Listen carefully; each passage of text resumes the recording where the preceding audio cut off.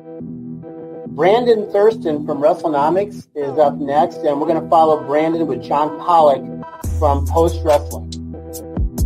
Thank you, and good afternoon, everyone. But we can't ignore the math, okay? We can't ignore the data. Go on Google Trends, type in your name, then type in mine. You're a straight line, I'm a pyramid. I like the very direct question on that. Television ratings, downward spiral. Buy rates, plummeting. The time is now to turn the math around.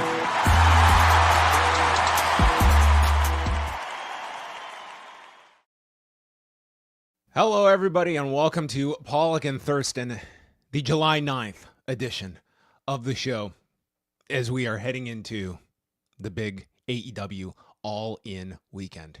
How all-in? There's an AEW show this weekend? There is not one, but 4 AEW shows in the state of Texas over the next... Oh, there's like 4 WWE shows, you mean? There's also those as well. All of this combined, which will make for an exceptionally loaded weekend of events that we're going to try and make sense of. How busy are you going to be this weekend? Well, Great American Bash, as far as my duties are concerned, that show is not even happening. Like, it is, you know, if a forest falls in the tree, or a tree falls in the forest, as I get my metaphors mixed up. That's the Great American Bash, so that's a non-entity. But I will be watching All In on Saturday. Are you going to be tuning in at all for any All In viewing? We'll see. Okay. Any messages out to Greg Abbott? Any of your friends in Texas that you're going to be reaching out to in the coming days? No, I think there's no serious pending issues between me and it's actually Ken Paxton who I deal with. His office. I think by now you could go right to the top of the chain. Contact Greg Abbott. They've got there might be some interactions I'll have with certain government entities in and around Arlington though this weekend. That's just put Big Beautiful Bill in the subject line and then put... They're sure to open it, yeah. Your inquiries into the actual subject line. All right. On today's show, we're going to be talking a lot about all of that. We're going to have a special guest joining us. Trish Speirs from the Trish and Sarah Wrestling Podcast is going to be joining us at the bottom of the hour. We will go over this weekend, AEW's biggest North American show to date, and we'll look at kind of how they have promoted this show and the WWE's opposition, because you know they needed to find a home for 3 events this weekend, and 2 of them just happened to land on the same day as All in Texas. There's only 52 Saturdays a year. So AEW, does AEW own this date of the year, of the calendar? I don't think you can take out a trademark on a certain calendar date, only on names and things of that nature. But no, I mean, there were reports that WWE was planning to do Evolution in Connecticut, I believe on July 5th. I did email, I haven't told you about this, I did email the Mohegan Sun, which is the venue that reportedly was going to be the site of WWE Evolution. I just asked them if it was true that WWE had a prior hold on or any kind of plans to do an event. Did not get back to me, though. I only wish that we had Evolution and Revolution going head-to-head. That would have been fun. I'm just thinking for titling purposes. For confusion in the marketplace, yes, that would be ideal. So yes, that is the lineup coming up, because originally this was going to be AEW running in the evening at Globe Life Field. WWE then announcing Saturday night's main event for that particular evening in Atlanta. Thus, AEW moved their show to the afternoon. But WWE, not so fast. We've got an NXT Great American Bash to celebrate. Who wouldn't want to celebrate the 4th of July 1 week later? And thus, we have the Great American Bash Saturday afternoon head-to-head with All in Texas. And then for the day after, Evolution taking place also in Atlanta. So we will get into all of that. It's quite the weekend. Tony Khan held a media call on Tuesday to tee up the whole weekend coming up and the status of AEW. He commented on several different fronts, but Brandon, I understand some people, they didn't have access to this media call. How would you summarize this hour-long discussion with members of the media? It was a great call. And in fact, for anybody who didn't hear it for themselves, here's a supercut edited by us here, of the media call yesterday. It's going to be a great event. And we're going to have a great call today, working together to make these shows great. And as a great talent, and she's done great things, and is just a great person. I think Mercedes is a great addition to AEW. I think we've done a really great job this year. I just think it's been a great year for the company. We've done a lot of great work. I'm having so many great people with their ideas that he's going to have a great year. And I believe that 2025 was going to be that great year. So many of the other great talents that I'll work with closely. We've done a great job, in my opinion. I think we have a great company, and we're having a great year. That's a great example. She's a great wrestler. She's a great person to work with. Thank you very much. It was great. What a great question. That's a great point. A great CEO and a great president. There are rivalries between great wrestlers. It's one of the greatest media calls of all time. It is, yes. A call I was not privy to, but yes, there's Brandon's work for everyone, just to get some insight into how Brandon's morning was going through this. But there was some various points that were covered on this as it relates to All in Texas. They are approaching a $3 million gate, according to Tony Khan. And where would this be placed among the all-time AEW gate numbers, Brandon? We don't know the gate for last year's All In, the second one in London. But the first one in London did 10 million, according to AEW, which would be by far their biggest gate ever. They did somewhere around a $2 million gate in Canada for that show that we were at, Forbidden Door. Would that be 2023? Yes. So that was around 2 million. I would think this will be there. I would probably imagine this is number 3. I can't imagine last year's Wembley show was anywhere under 3 million. Because you still have probably around 40,000 ticket sales for that event. I know they distributed was around 50, but figure it was a little less than that, of course, for sales. I could do some math real quick, but I would think it's definitely number 3.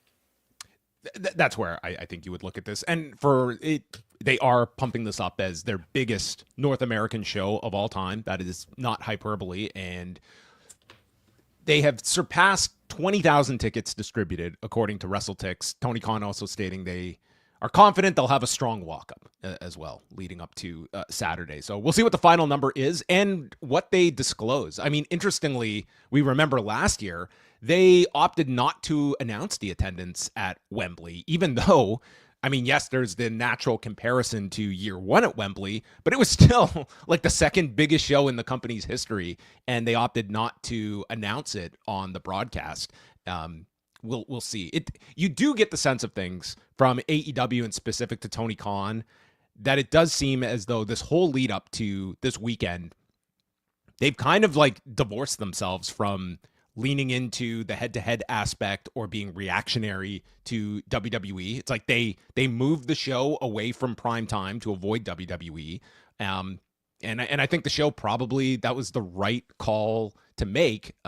We will see afterwards if we get any indication of how this performs on pay-per-view, because that is where a Saturday night's main event, or even to a lesser extent Great American Bash, is going to affect it. If there's enough hours of free wrestling television that it's going to harm people wanting to plop down money to pay for an AEW product on the same day.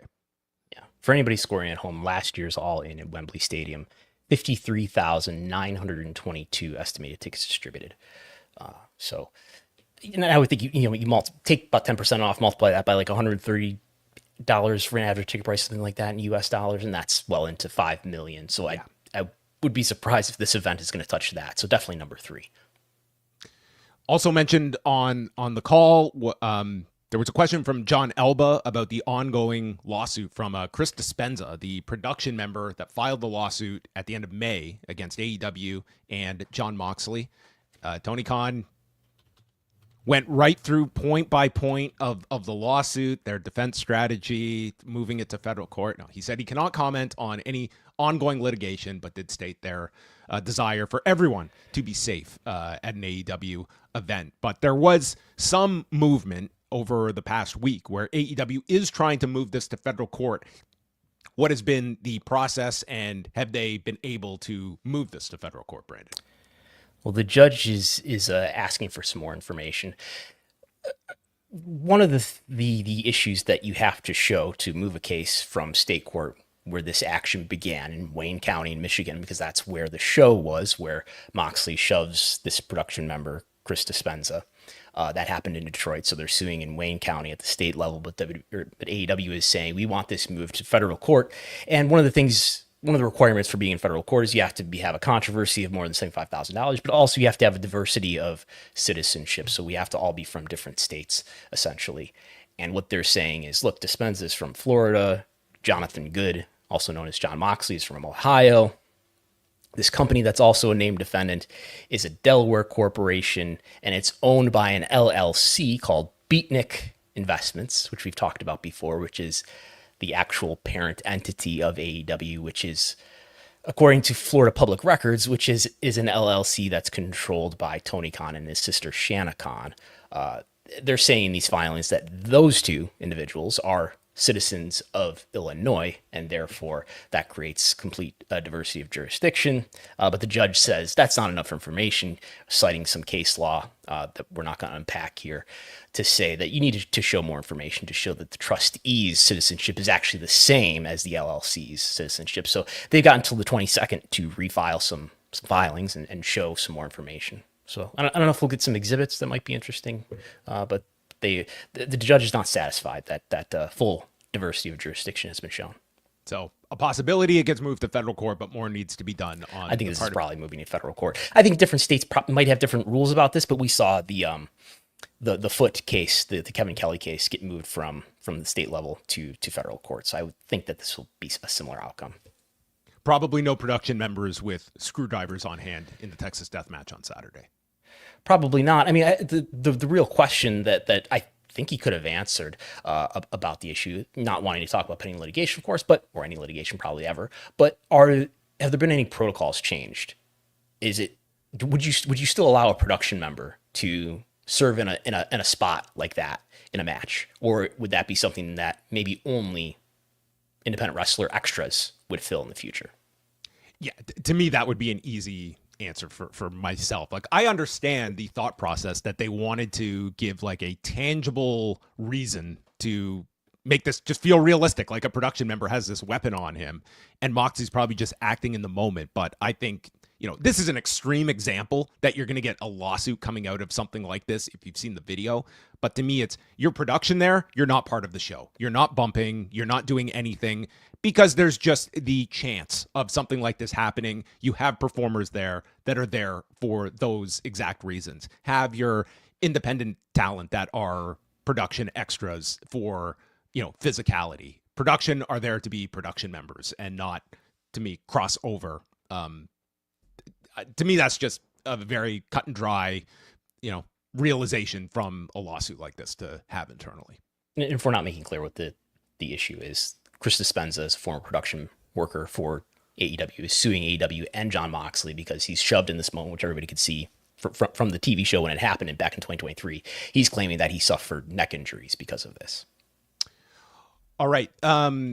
Also, on the legal front, there was some updates this week in regards to Janel Grant and seeking discovery with Dr. Carlon Colker. You've looked into this a lot, Brandon. What is your understanding of this story, and if discovery has been granted to Janel Grant's side to move forward with what they have been seeking from Carlon Colker, which, it should be known, she is not suing Carlon Colker. This is a separate issue. Right. We also had on the 30th, but did we talk about that last week? We must have. Well, anyway, so in the Colker case, which is at state level, this is a different case from the federal case that's happening that we usually talk about more regularly. There's this separate state level case where she's just trying to get evidence. At this point, it could turn into a lawsuit, but it is not yet. The judge has ruled,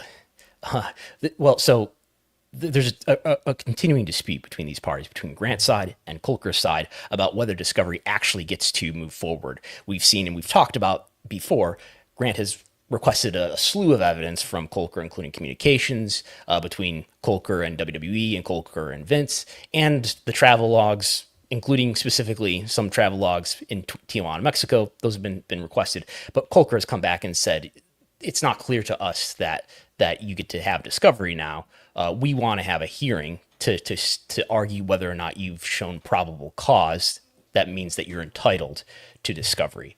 So Grant asked the judge for clarification. The judge, in my reading, has only said that we order you to submit a schedule, but has not clarified in my reading of this order that discovery actually moves forward. It may eventually move forward regardless, but I don't read the judge's order, which is a fairly short order, as saying that discovery definitely moves forward at this moment. Yes, it's kind of in the language and how it is interpreted. So, all right, those are our legal updates. And there was also a story this week focusing on TNA. So we're going to talk about Carlos Silva for a little bit. He was profiled on the JohnWallStreet blog, we will call it. And this was kind of going in depth into a lot of like TNA's business and Carlos Silva's, presenting of TNA and what they're looking to do moving forward. So for TNA that you don't always get a tremendous amount of insight into, I mean, essentially what you take from this is that they're working with CAA. They're confident they're going to have a better television distribution deal because access is not big enough for them, even though Anthem purchased a majority stake in this network, which is still one of those acquisitions that I, all these years later, don't fully comprehend. But they are looking for a $10 million deal on an annual basis, and with the idea of going live as well. So there was a lot in this article, a lot of stats that were thrown out, and they are leaning heavily on the fact that this association with WWE has increased their profile, which it definitely has, and they're going into this Slammiversary show next weekend where they're running the UBS Arena, which is probably the biggest arena they've ever ran in the U.S., I would think, off the top of my head. They've done the Alamo Dome, so that was a bit bigger. But this is certainly the most ambitious, I would say, of the Anthem era of TNA. Yes, the UBS Arena, as of last count, when was this? On the 5th, 4 days ago, 3,510. And this is where the Islanders play now. This is a big arena. But this is a decent crowd for them. But would you say this is disappointing compared to what they had hoped for? Well, I mean, in this article, it's like it's set up for 6,000, which at 3,500, you'd be like, okay, that's fine. This is an arena that holds 17,000 for hockey and 19,000 for concerts. So I don't know like what they're they're going to have to dress up this building significantly to me. Like you are talking in New York that you're running. On its face, 3,500 for a TNA show is definitely on the higher side for TNA, but I just don't know why you're booking a UBS Arena if you're shooting for 3,500 people. I mean, this to me is one where, could there have been a better venue in this geographic area that would be more sustained for a company at the level of a TNA? The UBS Arena feels too ambitious for what TNA is aiming for. For some idea of wrestling capacity, WrestleTix estimated 10,620 for Forbidden Door at the UBS Arena last year, which is the biggest number that we have from WrestleTix for the UBS Arena, other than UFC, which would be a different configuration. So also in this article, it says that we are regularly being featured on every major WWE and NXT platform, PLEs, as well as our weekly programming on the CW and other broadcast outlets like Peacock. This has resulted in a huge television audience lift for us, along with all the social media support we get from them. It spoke about some of their social media numbers and increases. They also distinguished that Anthem Sports and Entertainment has two divisions, Anthem Entertainment Group and Anthem Sports Group. So keep all of this in your head. So it's two separate sides. And it states that Silva spent the first 6 months of 2025 working to turn Anthem into more of a sports and entertainment company. He extended Invicta's deal with CBS Sports and has helped meaningfully raise TNA's profile among casual wrestling observers by successfully nurturing the partnership with WWE/NXT, which that was also going to be our backup show title, was Casual Wrestling Observers. That could have been our show name. I think that would be good for engagement. Yes, Casual Wrestling Observers, CWOs. So real quick to test this. I don't know. How would you measure whether or not that's true, that their profile has been raised? Ideally, I'd want to look at TV ratings. Unfortunately, I don't have that data beyond, I don't know, late 2020. I don't think Access subscribes to Nielsen any longer. That sounds familiar. Understanding of it, because there was a time that we were at least getting some TNA television figures. But Silva would state that the next step in TNA's maturation is finding a new TV partner, stating, usually when we're live, we're doing around 100,000 household viewers, which that figure is up from under 50,000 in the first half of 2024. Now, the thing about that is live. I think they've done 2 live episodes this entire year. Like it's a tape product every single week, pretty much. So I don't know. Was that pointed out in this article? No, that was not mentioned here. But like off the top of my head, I think they've done 2 live episodes this entire year. So I would be more interested in what is like the weekly average that TNA is doing. 100,000 viewers is, I mean, alone, if that's the high end of what you're doing, like it does tell you where, like, yes, there is some limit to an Access TV. There's also a realization of TNA that to me is a distant number 3 in this country if you are ranking pro wrestling companies, and even more so if you're including Mexico in all of this. Yeah, and just to look at the Google Trends for something, and I do think over the broad course of time, when we're using general search categories like this, what people who are watching video can see, we do see a lift in the last year or so. Well, almost, it's a year and a half or so. And so, when did this relationship with WWE start? It was about a year ago that they started this. Like the spikes here at the beginning of 2024, that's the rebranding when they go back to TNA, and they did that really strong pay-per-view in Las Vegas.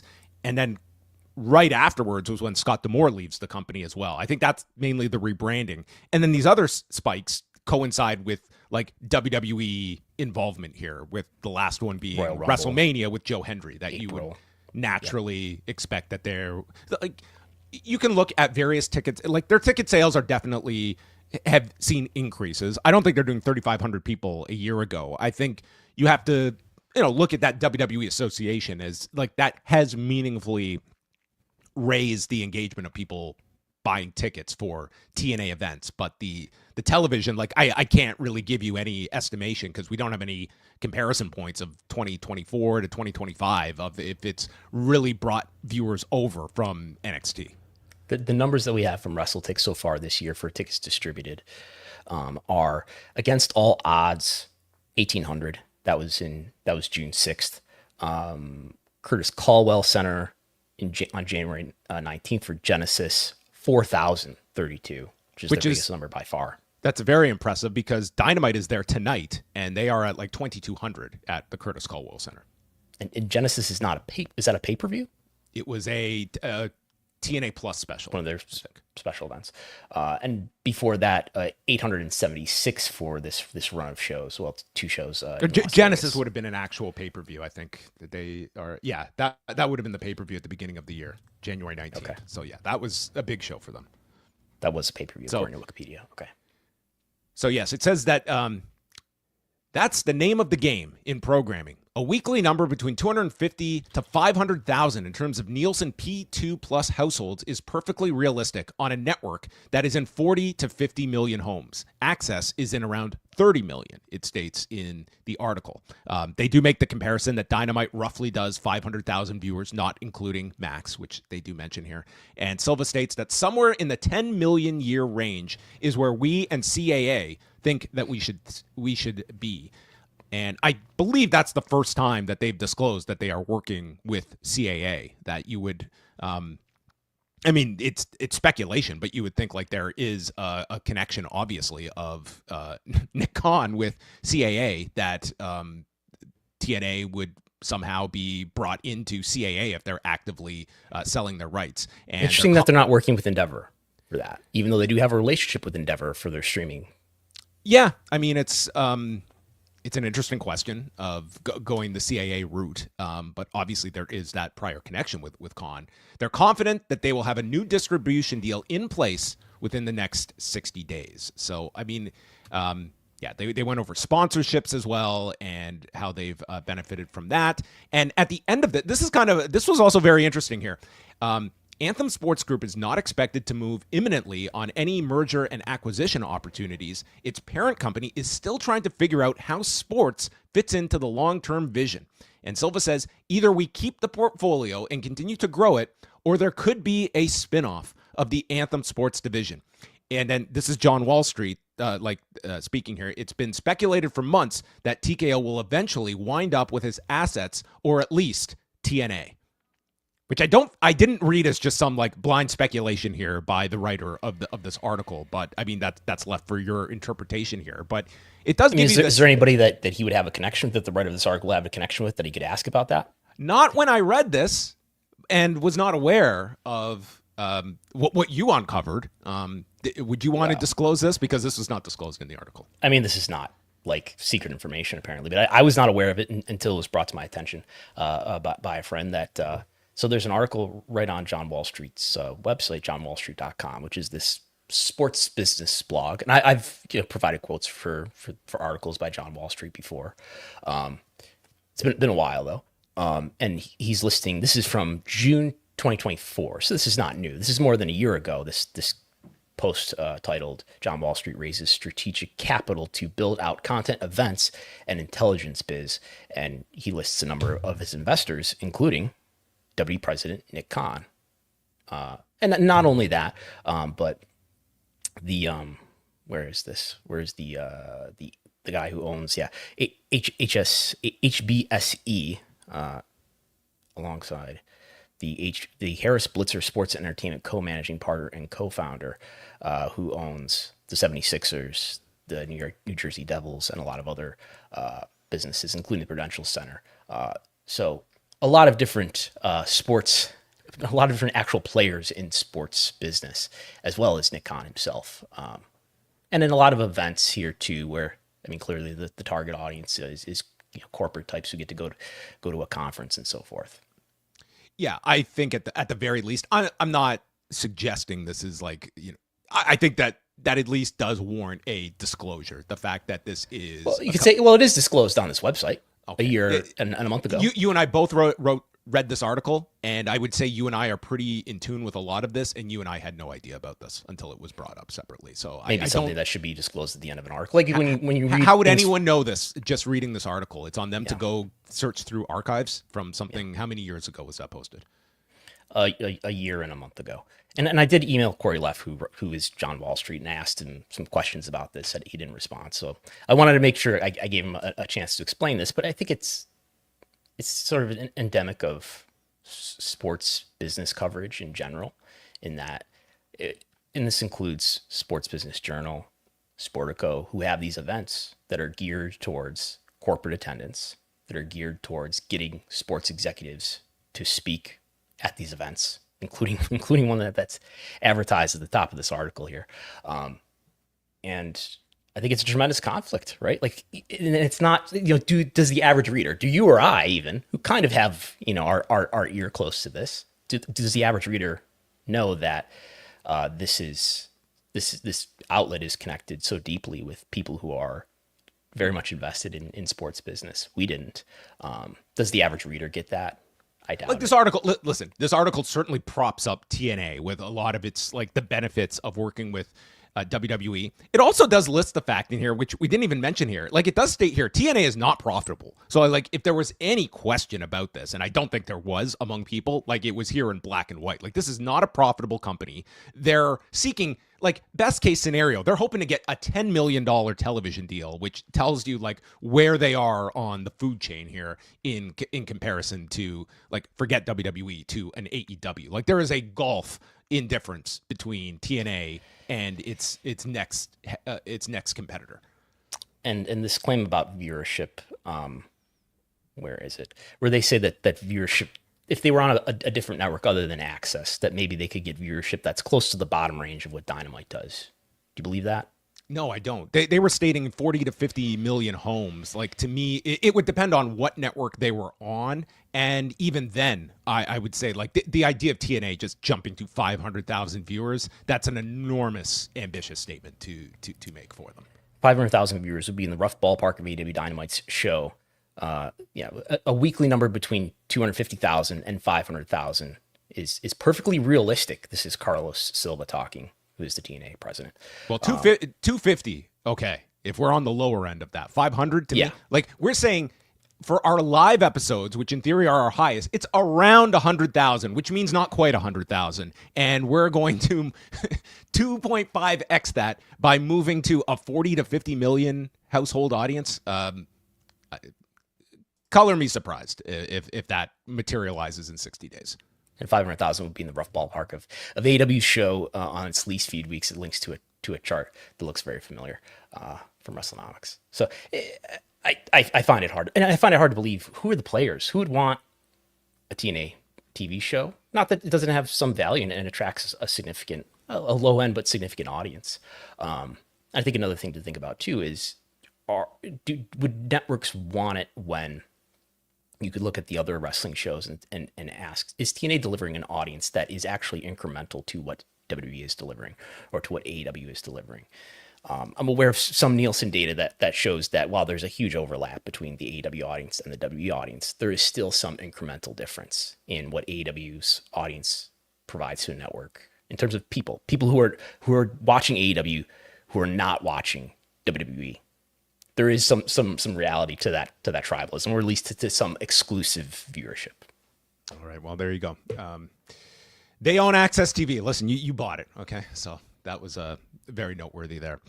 We're going to shift on over and talk about this weekend and what is coming up. It is AEW's All in Texas, as well as WWE throwing everything against the wall in Atlanta, running center stage in the afternoon and then back-to-back nights at the State Farm Arena.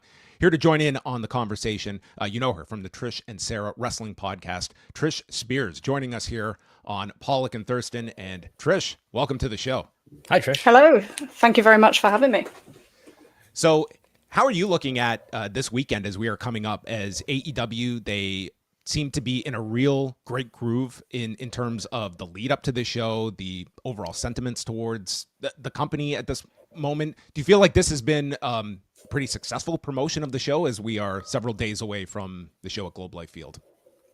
I think one thing that does indicate that they've had a much more successful promotion period than last year is the fact that in terms of percentage, they've already crossed the number they drew last year. So last year they had like an on sale of 29,000 and a period of the build drew 13,000 additional tickets distributed, which was 24.5%. So they're already past that with going from 15,000 to 20,000. And if you're looking at, if they get to a number of around 24,600, there'll be around 40% of their overall kind of attendance coming since Double or Nothing. So I think that says something about the amount of momentum that they've got this summer and how much the build for and the range of matches I think they have at the top of the card this year has really meant to their ticket sales and took what was a disappointing on sale and is, led them to have what is already their biggest North American number and is only going to increase as we go through the week. I think that when you also, this does feel like a much more focused show that by the time Double or Nothing was over, you knew what the top matches were, and they've sort of just built backwards from that. In terms of the WWE's play here, I mean, it was very transparent, like what was occurring here from initially All In was going to be on Saturday night. It's moved to the afternoon. Great American Bash falls out of the sky. It will be running head to head. Saturday night's main event, like it's, I think the show that they have put the most muscle behind. But how do you view this overall strategy, especially for the Sunday night show and for NXT that were kind of just thrown into this weekend? And there does seem to be like Evolution, I would say, is pretty underwhelming at this point on multiple fronts for Sunday. And that's a show unto its own. I would not have predicted a WWE PLE being under 5,000 people, which is where Evolution currently stands right now. I think they were looking at a strategy, thinking they were going up against something different. So I think they probably looked at AEW at that time being under 15,000 for this show and thought there was an opportunity. And we've seen them do similar in the past and maybe get caught out. I always think back to 2019 where they thought that New Japan's Royal Quest show in London wasn't doing so great, so they put an NXT event in Cardiff and then found out that there was actually 2 ticket providers and it was doing a lot better. And they seem to have pulled back a little bit. So as much as they flooded the weekend with events, I think that's more hurting them than it's hurting AEW at current. And when you look at the Saturday night main event lineup, this is in a venue that last time in October they did just close to 15,000 for. Mm-hmm. There is no Cody, there is no Roman, there is no CM Punk. They could have run Cena CM Punk back if they really wanted to go after it. But I think once AEW moved to the afternoon, it cut them off a little bit because they can't move with it being NBC. And then the Evolution thing, I think that this is probably the biggest disappointment because you are using an all-woman show that should be an opportunity to celebrate your female performers in your company and to show how far the company has come as some sort of pawn in this kind of counter-programming war.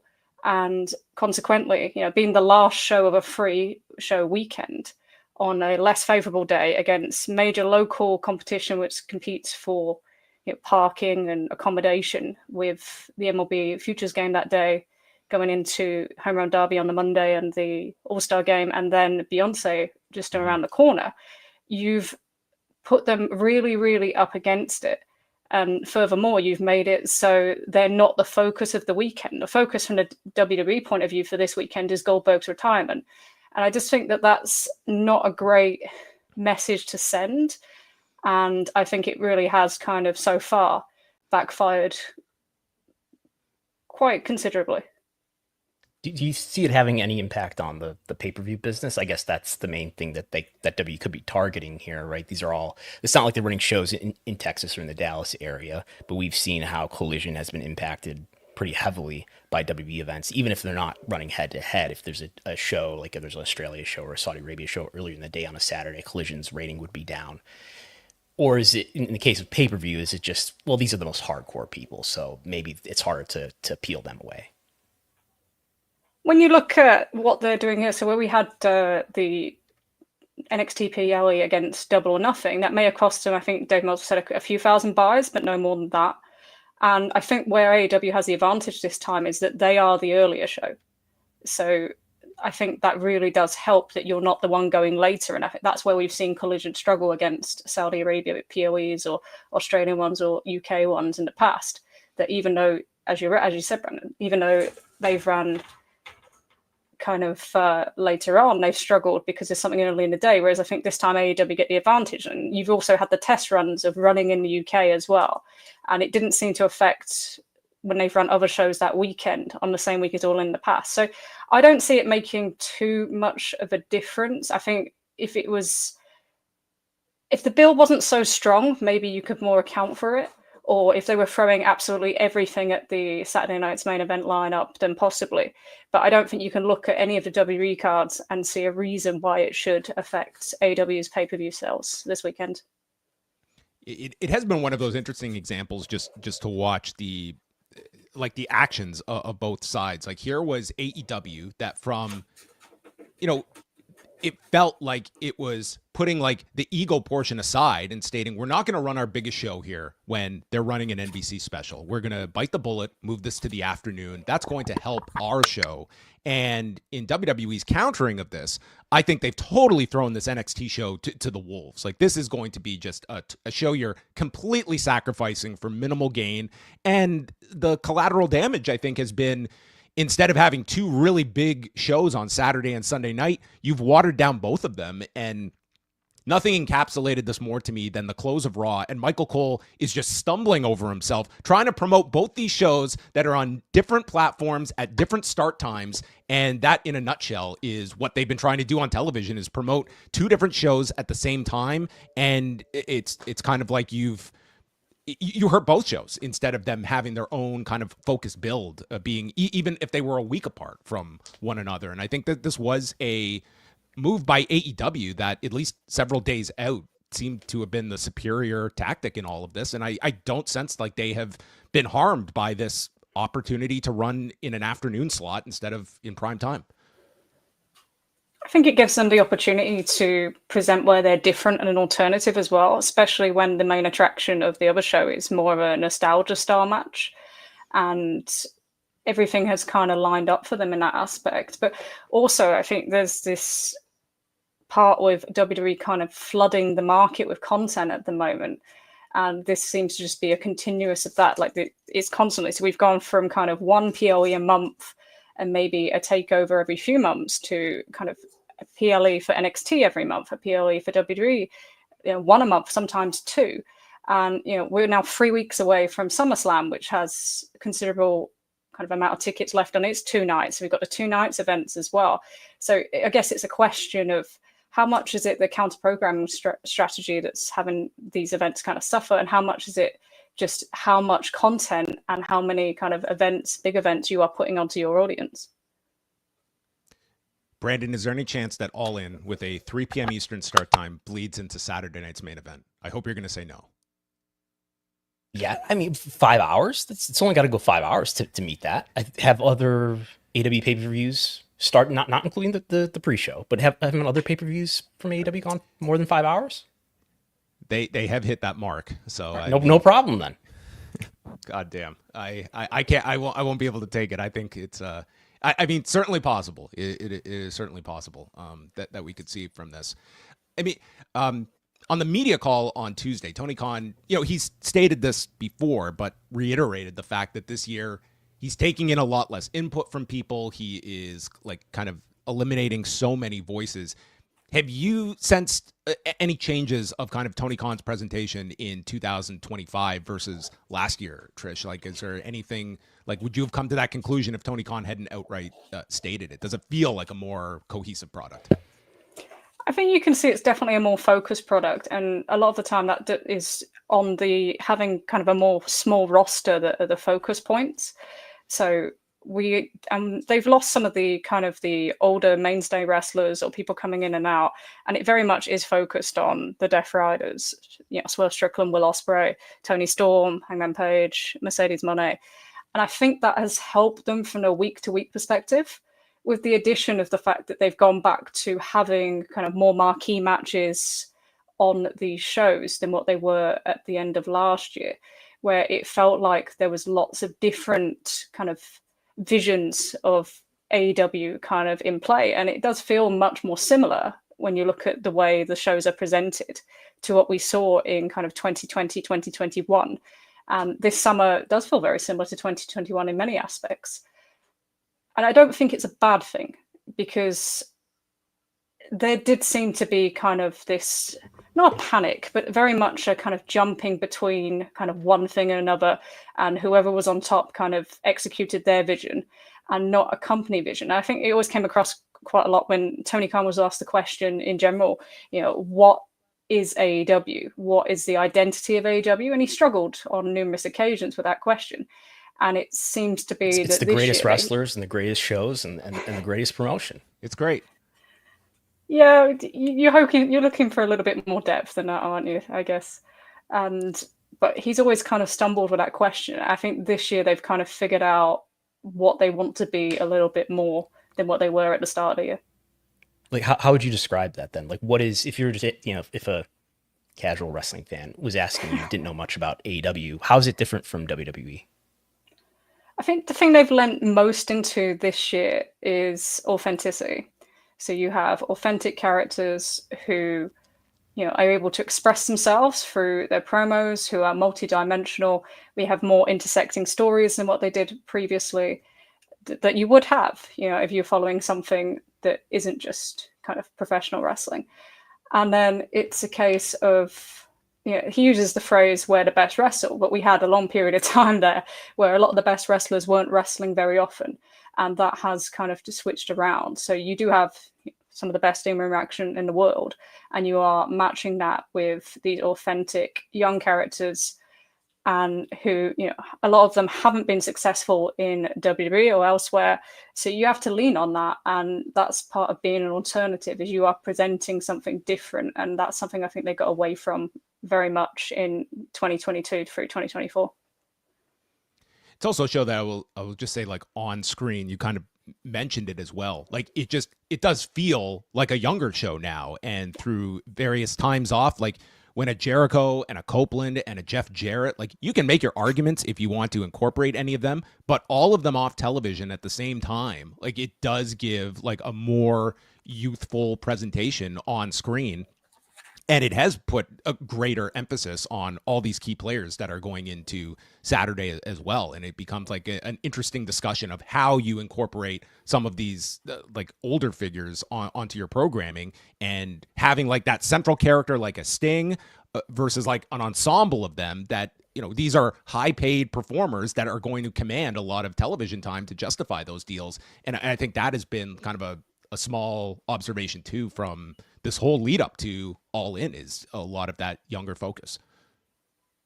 No, absolutely. You look at the card and it's completely different from what we saw, especially in the main singles and tag matches last year. And that's a testament to being brave enough. And maybe some of this is opportunity with who's not available or injuries and things, but being brave enough to put some of these performers in the key positions. And when you look at someone, say, like Tony Storm, you can see where that investment can be rewarded, because you've developed one of the most interesting characters on the program, someone who's turned into a legitimate draw and who can deliver, you know, great promos, great programs. And that's because they're able to get that opportunity. And if you don't give people that opportunity and you continue with the same faces, it's like we've never seen a wrestling company continue to be successful by just using the same faces over and over and over. It eventually leads to decline. So a lot of the growth when you see, or recoveries with wrestling companies, have tended to be when, you know, there's a power vacuum at the top and you have that energy and that ambition from your younger wrestlers, and then the opportunity, and that's when businesses turn around. If you look at, you know, WWF in 1997, that was something that everyone talked about. Even if you look at New Japan coming into the 2010s, there was a huge power vacuum left, and then everyone comes through from there. So if you can do that, if you make use of that opportunity, you can get some momentum. And that's what I think we've seen this summer with AEW. Trish, I know you follow a lot of wrestling media narratives. How quickly after Saturday's show does the concern over filling Wembley start to begin? Because I feel that's going to be the big AEW narrative for the next year. I think you're right. It is one of those things, and I would be lying to say that I wouldn't look at it and think that it's a gamble, because you're looking at Forbidden Door at the O2, currently around the 12,000 mark, and you're thinking you need to really be able to sell that building out to be going back to Wembley. But you do have the advantage of Wembley, the name value will hold something. If you're going to run, and I expect that Will Ospreay will be involved in the main event, and you've got a local thing that you can market. And then the biggest thing, I guess, for them is just to gain as much momentum as possible. Because when you look at the sales this summer for All In compared to the on-sale, if they'd had a stronger on-sale, we may be even looking even higher. So that's probably the big thing going forward. But it will be a challenge. I don't think there's anybody that looks at that and thinks 3 years out of 4 in the same building won't be a challenge when you've lost the kind of the scarcity factor that got you the 81,000 in the first year.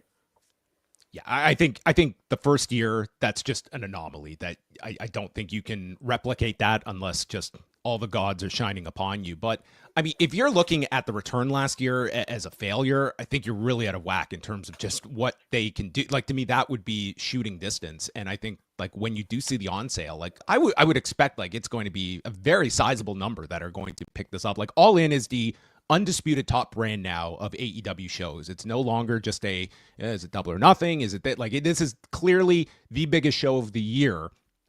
And you do have ultimately this, you know, what people will be looking at, like this Ospreay story is something in their back pocket if they can hold that off for a year. But yeah, I cannot wait for what the weekly doom and gloom will be. No. The Wembley show. That's I predict Monday. Monday it starts. Okay, the clock will start ticking. I can't wait. Before we wrap up, I did want to talk just a little bit about the podcast. You and Sarah, how long have you two been working together and doing the podcast? I've been listening to you two for quite some time now. So we actually only met a couple of years ago. First time I met Sarah was at Forbidden Door in 2023. And so we started in the October. So it's, we're just coming up to 2 years this October. So, and it's very much been a whirlwind. I think that's the only way I can describe it, really. I mean, we started it because we felt that and our producer Leah, who is mostly responsible for putting us together, felt that there are some very, very good female content creators. There are, coming through at the moment, and there isn't that many female analysts, and it's difficult. I'm not trying to over kind of state it, but it is difficult as a woman to kind of be heard in the same way. I think that's still something that holds, and part of that is because of a lack of the female voices in that aspect. When you consider it, Dynamite has in general around between 40-45% female viewership, and it feels kind of underrepresented in that aspect. So that's kind of what we set out to do, and just to kind of analyze things differently. It's maybe a bit of a different perspective. I don't think we quite knew it was going to end up like it has.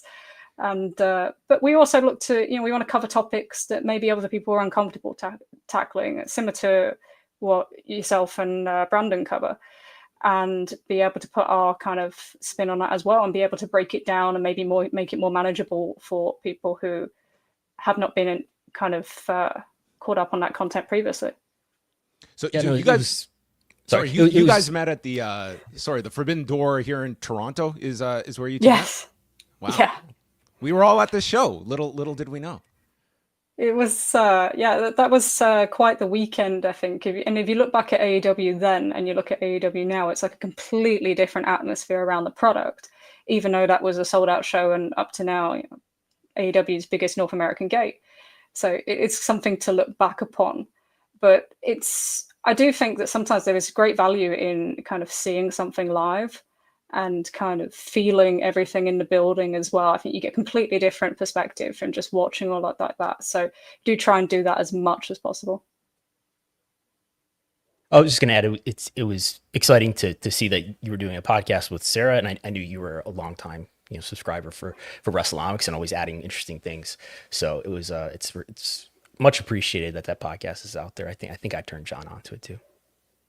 Yes, Thank absolutely. you. I think you guys do like just really great work, and I think like to your point, like there's a lot of topics in wrestling that are sometimes not the most fun to talk about, but I do think like you have to cover them in some form or fashion, and every show is going to have its different identity. But I really like the fact that you two have kind of made that kind of a calling card of yourselves, of focusing on a lot of these bigger stories that quite frankly, it's easy to ignore a lot of these like legal stories or Janel Grant related filings and stuff like that. But these are very important, that if they go undetected, it's sort of like, that's kind of a lesson here of wrestling throughout the 90s and such, of stuff that really just got forgotten about, and you kind of build this culture of stuff that just gets ignored because that's just how it is in an industry that is ultra secretive at its core, and not used to having like a media that sort of focuses on those aspects. I think it's really important, and we have huge amount of respect for what both of you do in this aspect, but you're right, it's very easy to kind of gloss over everything and just maybe focus on content that's on screen or who's getting pushed or this and that. But wrestling is an industry that needs to update. It's an industry that needs to move forward in the way that other, especially male-dominated industries, are doing so. I mean, I work in one, so does Sarah, and it's like we know how difficult it can be. And then you have this ultra-secretive industry that makes everything more difficult through smoke and mirrors. But at the end of the day, the only way you're going to get any sort of change is to actually put focus and pressure on these things, and to make people aware of it and be able to have them understand it by making it as simple as possible to consume. And I think it's really important. Maybe some of it is my kind of feelings post speaking out in the UK that make that feel much more important to wrestling than maybe it does for others. But it's something that we can do. We're very lucky that we're on a network where we're not pressured into, a certain type of content. We're not monetarily driven. So we can really much focus on these sorts of issues and putting our voice to it and our perspective, and trying to make it as easy to consume as possible. But I do think it's really, really important. I think the last few years have really shown that, and there's nothing to hide away from here. You either want change or in this industry, or you don't. And I don't see what the value is in kind of stopping the industry from moving forward as a whole. Other than your mentions, which probably all three get a healthy dose of on a daily basis. Those are always fun. Though I will say sometimes you also get a random DM like I got last night thanking me for opening up the media call yesterday, asking about the Jon Moxley lawsuit and realizing I was not on this call. That was John Elba, but I'll take the compliment nonetheless. So there you go. Shout out to John Elba. Trish, do let our listeners know if they want to hear more of you and Sarah, where's the best place to go track down your show?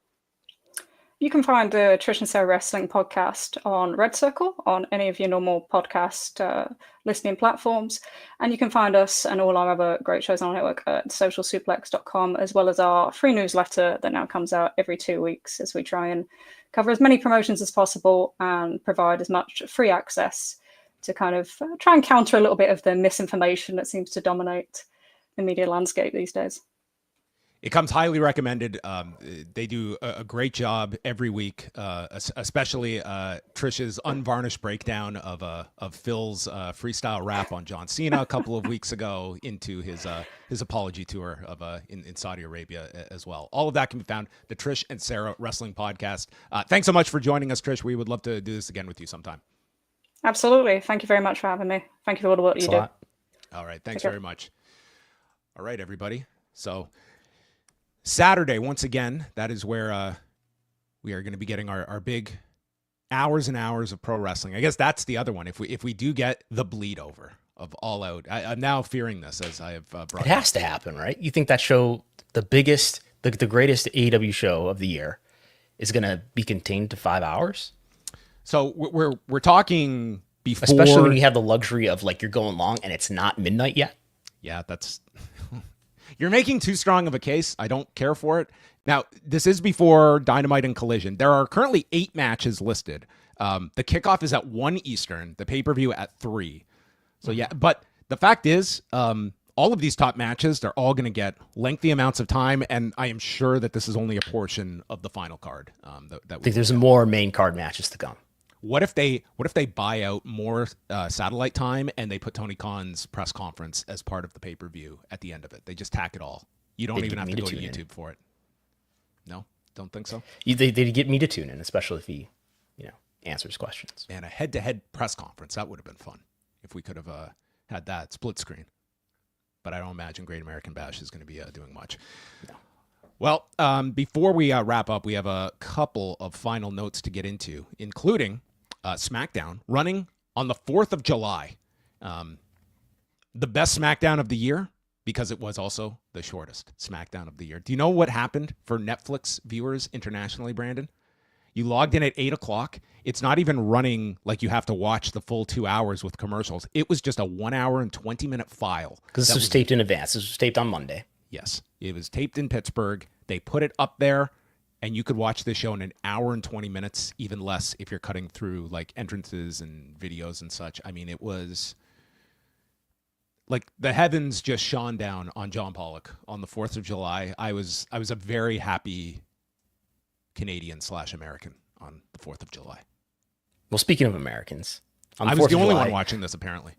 On the 4th of July, Independence Day, which is a holiday that had coincided with some very low numbers for Raw in the past, at least in one instance. This was the least watched non-preemption SmackDown in U.S. history. Only the FS1 shows were lower than this. Correct. Right. So those would be preemptions, not on the normal network. Yes. And there was the best of show on Fox actually did a lower demo rating than this did. But it's a holiday. I don't put too much stock into this. But this is the least watched SmackDown non-preemption in terms of total viewers ever. So yeah, I mean, this was really like they were. I wouldn't put number one on cable in prime time though in the demo. Like that to me is more so just the state of cable that you can have the lowest non-preempted SmackDown in history and it still wins the night. Like that really does tell you where cable is at these days and the low threshold for success, which I'm sure WWE, if they're number one, it's still great. That the only thing adults 18 to 49 were watching more on this night on linear television were fireworks on NBC. Literal fireworks. I can't even imagine that's something you would turn on a television for. Like, isn't that, I could just go on YouTube and just watch the greatest fireworks of all time, anywhere, from any location. But these specific ones, I mean, I can understand fireworks feels like a real in-person thing. I couldn't imagine sitting down in front of my TV. Let's pop on the Macy's sponsored fireworks display. Do you do fireworks for Canada? Is that a big thing? Exploding? Not on things? television. Not that I'm aware of on television. But in general. Yes, yeah. First July 1st for Canada Day. There's always fireworks. Are fireworks legal in Ontario? Can you buy them in Ontario? Because it's a big. You can buy fireworks in Ontario because I think there's issues. I was in a supermarket in the days leading up to Independence Day, and I did see fireworks like products on the shelves. But in New York, there are restrictions, or at least there used to be. So as soon as you get over the state line into Pennsylvania, the first thing you always see is fireworks. Oh, Josh Shapiro, he's all down for fireworks, right? Yeah, Josh Shapiro likes fireworks. Okay. Well, there's probably going to be plenty of them for the next couple of years. We digress. I've been told. Why do you have to make everything about politics? Listen, I get some angry messages about my political interruptions. Raw last Monday did 2.5 million views. Hours viewed. No, views. And then 4.6 million hours viewed, which I believe would be their lowest ever on Netflix. Yes. So again, is Raw going to be canceled? Raw's finished. No. So let's put it on the screen. This was let's get the big table out. Let's get the high information chart out. Let's go. Tables. This was. I don't know if this goes all the way back though. It does page back. So yeah, just to make sure we're right here. This is the lowest because up to this point there had been some episodes that had done 2.6 million global views through 7 days, and this was incrementally lower. And we have a super chat from one Jumanji Hunter asking, with Netflix being lower viewership and attendance not seeming as high, we'll test that. Can we confirm that we are past the peak and are on the decline for WWE? Is it over? I've looked for YouTube purposes. You have to capitalize decline and confirm. Okay, that's what you would capitalize. Listen, certainly you can see a malaise when it comes to Netflix numbers. Attendance, I would not be as strong on that point. This was the biggest attendance for any Pittsburgh show that we have. I don't know any. At least since Payback. This was on par with Payback and slightly higher according to WrestleTix. Raw versus a pay-per-view. Yes. Like you can see some indications of it. Like Evolution is a very disappointing number. The idea that a WWE PLE is currently at 4,800 tickets out in a market like Atlanta, that has been a great market for WWE, but they are not close to selling out Saturday night's main event, and there's not a prayer there. Like they're closing out there was an email going around that they are closing the top seats and moving people up for Evolution. So certainly you can look at that as two shows that the market is not demanding, or is at least not in high demand of. But generally, by and large, their attendance is still very, very solid. They've got 80,000 tickets, 80,000 tickets out currently for SummerSlam with weeks to go over those 2 nights. So, the attendance would not indicate that we are, cratering. Look at the chart here. We're one show into Q3, so I would dismiss this number here, or maybe 2 shows into Q3. But up to this point, I mean, it's still hanging pretty strong for Raw. Similar for SmackDown. They're both averaging well over 10,000, and this Q3 number will probably average out as the weeks go on. Attendance is still really strong, and remember, that's while everybody's complaining about how high the ticket prices are, despite, in the range of 10,000 people per show continuing to buy them. Yeah, I mean, those are the same complaints for people going to Coldplay this week in Toronto, Oasis in Europe. But you know what? You're all willing to buy these tickets, so you can't argue that they're overpriced when they are generally selling very, very well. This Sunday show excluded from that. But there you have it. Those are the latest television numbers, and I think that wraps us up. I think we got everything in there. I've been informed that there are fireworks on CBC on July 1st. Okay, well, those are those tax-funded fireworks that we are supporting on the CBC? I don't know. Okay, you have to file a records request. Okay, I I have never watched fireworks on television, but hey, if that's what you want to do with your... I don't think that Americans are largely watching, although that is the most watched thing on Friday night. But it's not like, I don't want people to get the wrong impression here. Yes, there's various things happening in the United States right now, but it's not like a tradition. I don't view it as an American tradition to watch fireworks on television. Yeah, maybe there's going to be some counter programming next year with a fireplace. It's just going to be screensavers eating up time on all of these cable networks. We do broadcast the Yule log on, like I think the CW affiliate here in Buffalo was broadcasting a Yule log on Christmas morning this past Christmas. These are all great ideas for some of these like overnight programming. Like what would like just a screensaver do overnight? I think people would be surprised. The Yule log had ads on it too. It wasn't like commercial free Yule log. It was Yule log with ad breaks. Oh my God! It's the marketplace is frothy. Yes. What are some examples, Mark? What could we do to monetize? Well, guys, just give me an hour. I'll come up with some great concepts for you. Tonight, I'm going to be back with Wei Ting. Because all we do is talk. Tonight, we'll be live after Dynamite, night 1 at the Curtis Culwell Center in Garland, Texas. They've got Collision on Thursday night this week, then Supercard of Honor, then All in Texas, and of course, all the WWE shows. We will be live here on the Post YouTube channel Saturday after All In, Sunday after Evolution. Brandon will be putting this on picture in picture with fireworks. He'll be taking in all of this as well. And the celebrations begin because there is always new and great content coming to patreon.com/WrestleNomics and the WrestleNomics Substack. We have just learned who had the most matches in the month of June. I discovered a new wrestler called the Canada Goose that Brandon has alerted me to. The Pride of Vancouver. New wrestlers that I'm still discovering all these years into this. Yes. There's one UK wrestler who now has like 70 matches. Has a lot of matches in June, who's now the leader.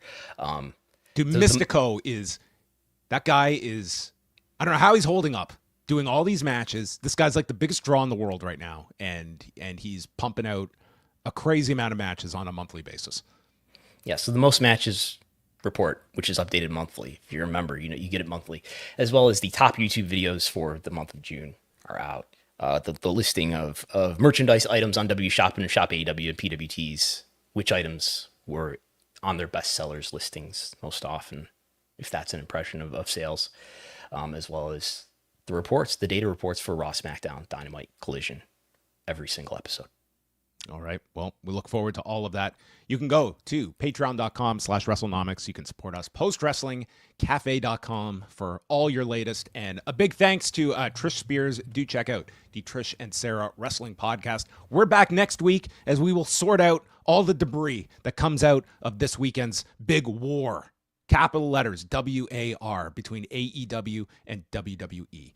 But that is it for us. For Pollock, for Thurston, we thank you, and we'll talk to you next week.